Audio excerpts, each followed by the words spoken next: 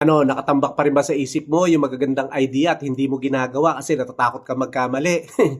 Tandaan mo 'tong sasabihin ko, kaibigan. Perfection is the enemy of execution. So, stop waiting for perfection. Do it, try it, fix it. Sa iba opinion ko, thousands of ideas die every day because people are overthinking instead of taking action. So, ito yung dapat mong gawin.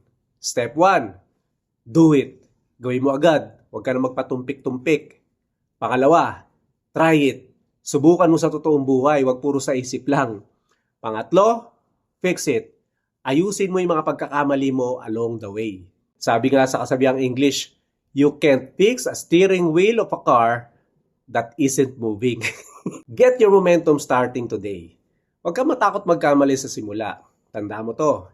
Action create clarity and adjustment brings perfection. So, gawin mo muna bago mo pagandahin. Ikaw kaibigan, anong pangarap o plano ang sisimulan mo nang gawin ngayon? Drop your thoughts in the comment below. Share mo tong video para sa mga tropa natin kailangan ng push.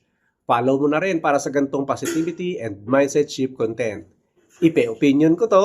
Anong say nyo?